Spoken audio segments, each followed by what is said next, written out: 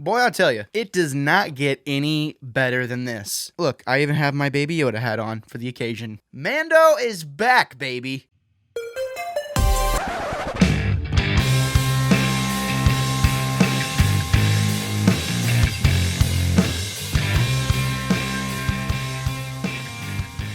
Welcome, all fellow wannabes. Welcome to the channel. I am Gabriel Fast. I do claim to be the wannabe critic. Today we're looking at the first episode of The Mandalorian Season 2. I don't know whether to call this, Season 2, Episode 1. In the title it says Chapter 9. I think we're just going to go with Chapter 9. I like that better, actually, and here's why. I think you're going to get a lot of people that are going to be saying, like, oh, this is a weird episode to, start a season off with. Here's the thing. It's supposed to be a direct continuation of where we left off last time. It doesn't have to have, this definitive beginning. I like the feeling that we're just kind of, back right into it. I'm sure, it can be kind of weird for some people because it's like, oh, it's been a year since we watched The Mandalorian, which feels weird to say because it doesn't feel like it's been that long, but it has. But still, I like the way that it continues this way better. We have a lot of Easter eggs, and I just want to get into it right now. Let's talk about all the spoilers. Let's talk about everything. This is going to be a full-on spoiler-y episode. I'm going to be trying to do these week to week as they come out. Also, we're going to talk about this in depth on the podcast. That'll be linked down below. You can check that out should you so desire.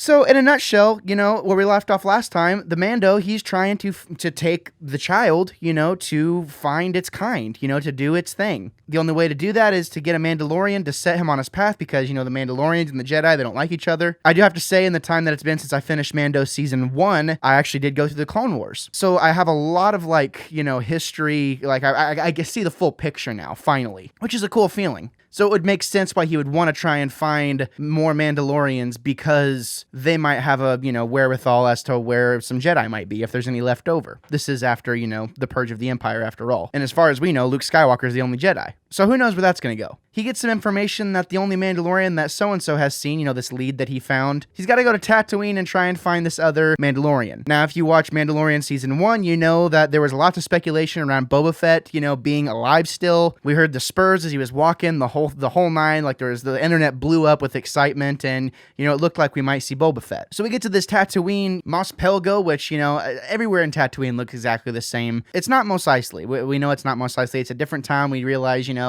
come to know that Mos Pelgo kind of had its, share of run-ins with ruffians. People tried to take the town over after the Empire fell, and Timothy Olyphant, who is the Marshal, that's what the episode's called. It's called The Marshal. Timothy Olyphant has been keeping the peace or trying to keep the peace ever since, and he also has spurs on his boots. But guess what? He's wearing Boba Fett's armor. It's clearly Boba Fett's armor. It's the signature green armor with the dent in the helmet, the whole nine. I learned something new. I didn't realize that Boba Fett's armor was actually Beskar. I always thought it was a fake, but apparently it's real. Kind of an interesting meeting. They were about to get into it. The town is attacked by a crate dragon. Long story short, Timothy Olyphant's character, Cobb Vanth, says, look, if you help me with this crate dragon who's been, terrorizing the town and has been, it's been something on my mind. If you help me with it, I'll give you the armor. Mandalorians are supposed to be the only one that have, their signature Beskar armor. So Mando, his hand is forced. He's like, okay, well, sure, I'll help you. What happens next is pretty interesting. The Mando can totally speak like Tusken. He starts making hand gestures, and there's a lot of that action going on. I don't really know what was going on there, but he's speaking their language and communicating with them. And then you come to find out that, the Krayt Dragon is the common enemy, not only of the Tusken Raiders, but the people from Mos Pelgo as well. The episode just kind of shows them working together to try and take down this Krayt Dragon. Timothy Olyphant's like, hey, the Tusken Raiders, they've been messing with us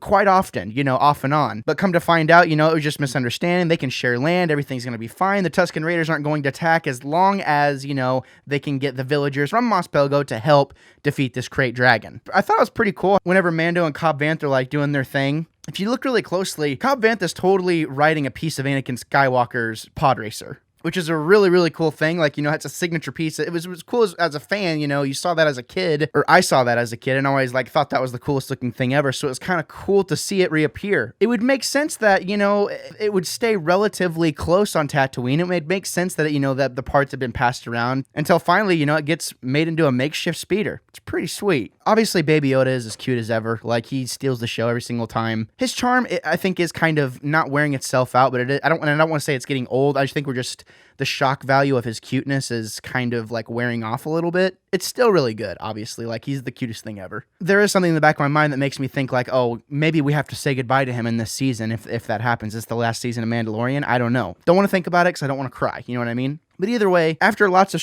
After lots of strategizing and trying to make it all work, they have a solid plan as to how they're going to take down this Krayt Dragon. And I gotta say, it's done in pretty awesome fashion. Mando basically proves that, once again, he's just freaking awesome. The worm goes to eat him and the bantha, and he's like, you're like, well, what the crap? Now he's eaten. And then sure enough, the worm comes up out of the ground, spits him out. The weapon he was using to like tase the inside of the worm's mouth, and he just, he's covered in that goop that was like totally vaporizing everybody. So gross. He's just being the Mandoiest Mando ever. It was freaking awesome. Cobb Vanth keeps his word and, hands over the armor that he promised he would. The best part of this episode that got me hyped was at the very end. As Mando is driving away into the distance, we see a bald-headed man turn around. And guess who it is? It's the same actor who plays Jango Fett and all of the clones from, the prequels. Which means that's freaking Boba Fett at the end of the first episode. I mean, they try and disguise him a little bit, but if you look close, that is him, for sure. Everybody's suspicions have kind of come to the forefront as being legit now, and it's like, oh, holy crap, what is going to happen, I'm wondering how much of the season is going to be about Boba Fett. I thought season 1 was really, really good, obviously, but I think it had some pacing issues for sure. So I hope we don't run into a situation where literally next episode, the Boba Fett stuff is taken care of. I would like to kind of see that fleshed out a little bit more and maybe bring that up towards the middle or even the end of the season, depending on how long the season is going to be. But I don't know, I think it would just be kind of a waste to end that story so quickly. You know what I mean? Either way, I'm hyped. I think that was a really, really good way to start the episode. Trimmers in space, what more could you ask for? Now that Dune's canceled, I guess this is the best we're going to get, which is fine. That's a joke, ladies and gentlemen. But I'm really happy with this first episode. Me and my wife watch it week to week. We're going to be, I'm very invested. It got me hyped enough to make that song that you heard in the beginning of the video. So yeah, I'm pretty excited.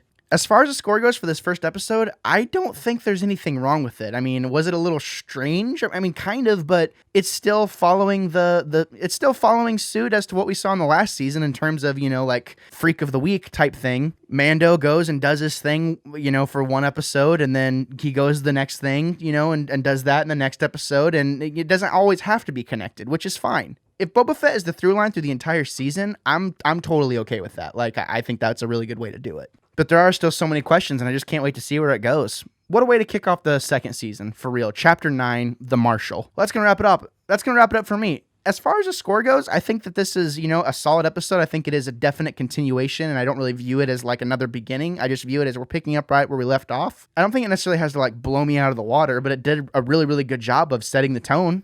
The CGI was good. The acting was good. Everything made sense. Everything, it feels like I'm in Star Wars yet again. So I'm super happy about that. I'm going to go 9 out of 10.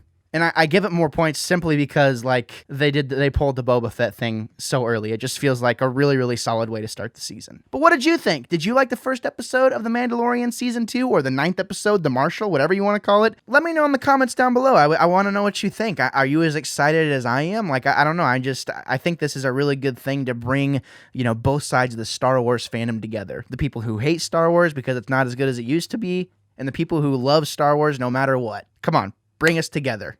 As always, thank you for tuning in. Wanted to give a shout out to someone who helps me with my videos. That's Raise Energy.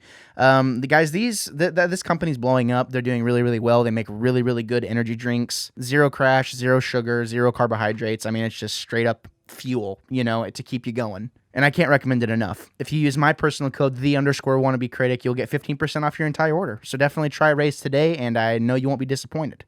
Also, I have Baby Yoda on today, but I want to give a shout out to popcultusa.com. They sent me this dope Miller Lite hat.